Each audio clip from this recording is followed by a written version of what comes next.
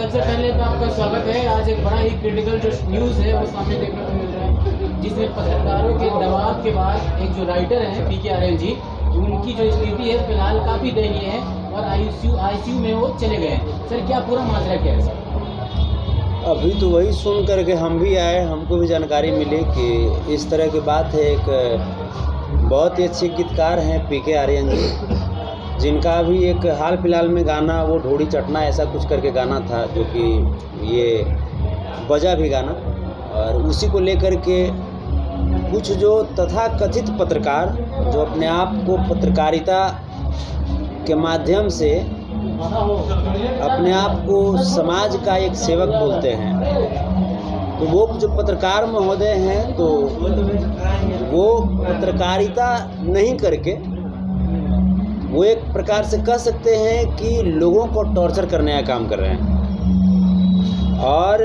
उन्हीं लोगों को टॉर्चर करने का आज परिणाम है कि ये गमगीन माहौल, जो भी संशय का माहौल है, ऐसे ईश्वर श्री कृष्ण से हम कामना कर रहे हैं ऊपर वाले से कि वो जल्दी स्वस्थ होकर के हम सब के बीच आएँ, उनके जो स्थिति है उसमें सुधार हो। अभी वो मीठापुर पटना के मैक्सो हॉस्पिटल में एडमिट हैं, और जो डॉक्टर हैं उनकी भी धन्यवाद हम लोग को देना चाहिए कि एक पैसा भी नहीं लिए और एडमिट किए, और हम तो देखे जा कर के वो लगातार सघन इलाज में हैं, वेंटिलेटर पे हैं, और स्थिति अभी नाजुक बनी हुई है। किस पत्रकार को ये अधिकार दिया गया कि अब मानसिक प्रताड़ना इतना दीजिए कि वो वेंटिलेटर पे आदमी चला जाए? हमको लगता है कि उसका जन्म ही मानसिक प्रताड़ना की वजह से हुआ होगा, तब ना वो किसी दूसरे को मानसिक प्रताड़ना दे रहा है। वो किसी दूसरे के माँ बहन के ऊपर उंगली कर रहा है, तो हमें लगता है कि उसकी भी जो जन्म हुई होगी ना, वो उसकी भी माँ बहन के साथ कोई उंगली किया होगा, तभी उसका भी जन्म हुआ होगा। ये जो पत्रकार है, इसको पत्रकार अपने आप को लोग बोल तो देता है, लेकिन ये पत्रकार नहीं है। पत्रकारिता जो धर्म है उसको अगर ये लोग पालन करता तो आज एक पत्रकार की गरिमा पे इतनी बड़ी आघात नहीं पहुंचती। भैया एक बात बताइए, चंदन चंचल ने या फिर राइटर ने तो एक बार लिखा कि ढोड़ी चटना, मतलब एक बार उन्होंने चाटा। अब पत्रकार जो है बार बार, ये कुछ लड़कियां भी पत्रकार हैं, वो बार बार उस तरीके का जो इस्तेमाल कर रहे हैं, तो उससे ज़्यादा तो चंदन चंचल और राइटर से ज़्यादा तो वो लोग ढोड़ी चाट रहे हैं। नहीं, ढोड़ी चाटे, हम तो कहते हैं ढोड़ी चाटे, सब लोग ढोड़ी चाटा है, सब लोग ढोड़ी चाटा है। एक कहावत है कि जहाँ न पहुँचे रवि वहाँ पहुँचता है कवि। ढोड़ी चाटने का मतलब वो समझ गया, अश्लीलता के परवरिश में पैदा ही हुआ वो, तो वो क्या समझेगा साहित्य को। ढोड़ी जो हम लोग जो बड़ा जो कोठीला जो होता है, कोठी का छोटा रूप कोठीला होता है, उसको ढोड़ी भी कहा जाता है गांव में। उसको मुजरा भी कहा जाता है, जो पुआल से जो होता है, वो जो बनता है जिसमें बीज वगैरह रखा जाता है। लोग जिस समय धान वगैरह होता है पिटाता है तो वो उसमें डाल देते हैं ताकि अगले साल उसको बीज के रूप में यूज करेंगे। ढोड़ी वो जो छोटा कोठीला होता है उसको ढोड़ी बोलते हैं। आम का जो छोटा छोटा टिकोड़ा होता है उसको भी कहीं कहीं पे ढोड़ी बोलते हैं। अब तुम क्या समझ गए ढोड़ी, और अगर समझ भी गए ढोड़ी तो हम तो कहते हैं कि फिर सभी कलाकारों पे होनी चाहिए ना। हमने भी गाया है कि जाए दे जानी तो जगह पे जाता, तो जगह पे जाता तुमको बड़ा खूबसूरत लगा और ढोड़ी तुमको खराब लग गया। पवन सिंह जी ने भी गाया है, ताहर गढ़ी ढोड़ी में बियर डाल दी का, तो वो बियर जब जा रहा था ढोड़ी में तो बड़ा अच्छा लग रहा था। बड़े कलाकारों को कोई नहीं बोलता है, और ये जो छोटे छोटे जो आए हुए अपने मेहनत से आगे बढ़ रहे हैं, इनको लपेटा जाता है। बड़ों से हिम्मत क्यों नहीं होती इनके सवाल करने की? यहाँ बॉलीवुड में भी ऐसे कलाकार हैं जो उल्टे सीधे गाने गाते हैं। हनी सिंह ने भी बहुत सारे वॉल्यूम गाए हुए हैं, वो लोगों को ही पता है। उन लोगों को ना छोड़ के स्पेशली भोजपुरी को टारगेट करना कहाँ तक सही? हनी सिंह उसके मौसा लगते हैं, तो मौसा को कैसे टारगेट करेगा? सनी लियोन उसकी मौसी लगती है, तो मौसी को कैसे टारगेट करेगा वो? सनी लियोनी का जो आता है रागनी एमएमएस या महारानी कौन कौन सा आता है, आश्रम आता है, तो उसमें तो उसकी मौसी और बहन ना काम करती है, तो मौसी और बहन को थोड़ा टारगेट करेगा वो। मौसी बहन का जिस्म देखता है, बड़ा आनंद आता होगा उसको।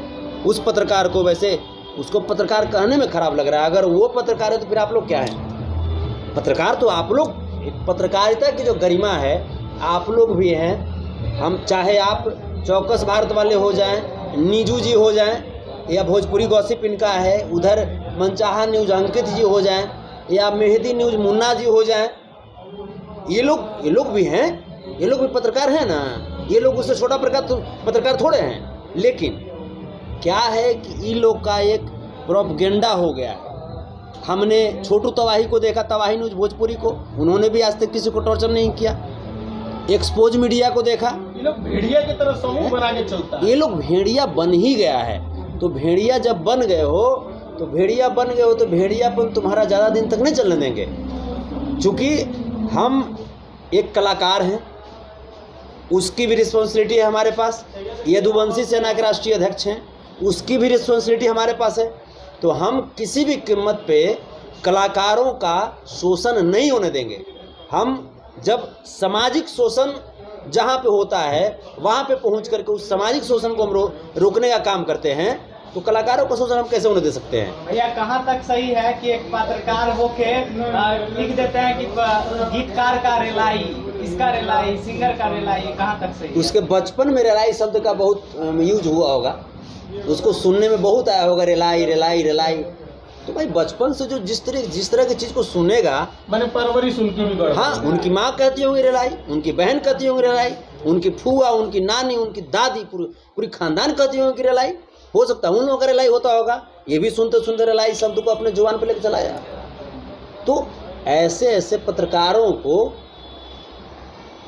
जितना भी हम भर्त्सना करें वो कम है, और सिर्फ भर्त्सना करने से काम नहीं चलेगा। हम लीगल एक्शन लेने जा रहे हैं इस पे। मैंने कई पत्रकारों को भी फ़ोन किया कि तुम सौभाग्य तुम समझो, भगवान से तुम मनाओ, ऊपर वाले से तुम मनाओ कि ये जो गीतकार महोदय हैं इनकी ज़िंदगी को कोई क्षति नहीं पहुँचे, और अगर क्षति पहुँच गई तो फिर तुम्हारी ज़िंदगी काल कोठरी में बितवाएंगे, ये हमारा वादा है। एक सवाल और है भैया। स्थिति है अभी, हेलो सर, फिलहाल जो स्थिति है अभी जो आप देख कर आ रहे हैं आईसीयू से, तो क्या लग रहा है कि थोड़े समय के बाद सुखद जो खबर है वह सामने आएंगे, और उनके जो फैंस हैं जो इंतजार करें कि जल्दी ही वो आईसीयू से बाहर आए और एक बार फिर से अपना चेहरा मुस्कुराता हुआ दिखाए दर्शकों? पहले से थोड़ी सी बेहतर स्थिति में है, लेकिन जब तक वेंटिलेटर पे होते हैं पेशेंट तब तक उनकी स्थिति को कुछ नहीं कर सकते। हमें याद है तूफानीलाल यादव जी का जब इलाज में करा रहा था, वो दौर मुझे याद है जब 16-17 दिन वेंटिलेटर पर रहे थे और स्थिति अप एंड डाउन चल रही थी। तो जब तक पेशेंट वेंटिलेटर पे हैं तब तक कुछ कह नहीं सकते हैं, लेकिन हाँ पहले से बेटर कंडीशन है। हॉस्पिटल के द्वारा तमाम दूसरे भी जगह से डॉक्टर्स को बुला करके, बेहतर डॉक्टर्स को बुला करके वो इलाज करवाया जा रहा है। लेकिन गंभीर प्रश्न ये है कि ये जो पत्रकार हैं ये सिर्फ यहीं तक सीमित नहीं है, गंभीर विषय है।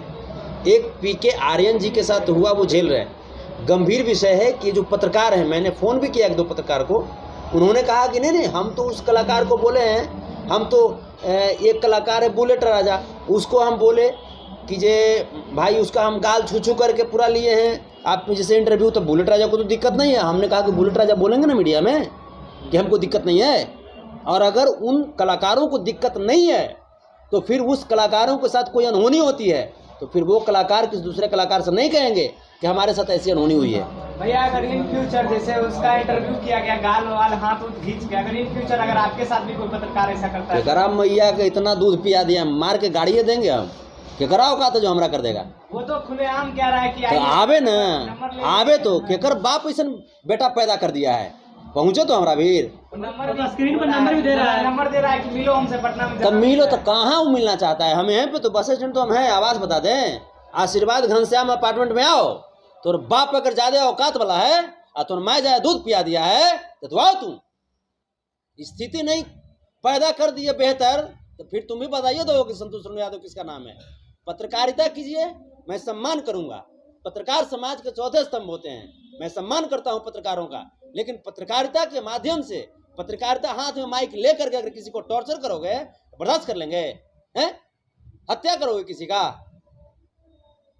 पत्रकारों की गरिमा को आप गिरा रहे हो।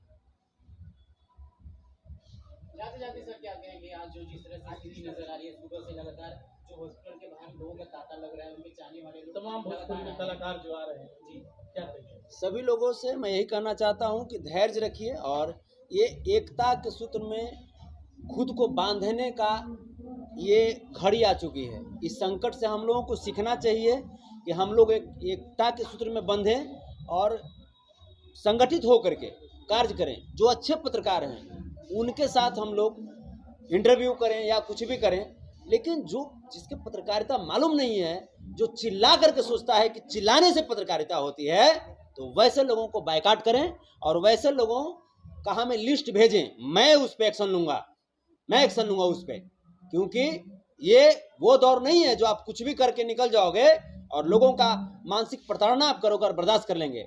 साथ ही साथ मैं मैक्सो हॉस्पिटल के जो भी डॉक्टर्स पैनल है, प्रबंधक हैं, डॉक्टर विक्रम जी, डॉक्टर पवन जी के साथ जितने भी डॉक्टर हैं, उनके स्टाफ मेंबर्स, सभी लोगों का मैं कोटि कोटि में धन्यवाद देता हूं कि बिना 1 रुपया लिए हुए वो एडमिट किए और साथ ही साथ जो लाए थे, जैसे उनको पेशेंट को पीके आर्यन जी को, उसमें राहुल सम्राट जी का अहम योगदान है, शशांक जी का अहम योगदान है। इन दोनों भाइयों को मैं धन्यवाद में देता हूं कि इस विकट परिस्थिति में आपने हिम्मत किया और हिम्मत करके उनको हॉस्पिटल तक पहुंचाया और आज कम से कम वो हम लोगों के बीच हैं। जीवन और मौत के बीच ही हैं, लेकिन हम लोगों के बीच वो हैं।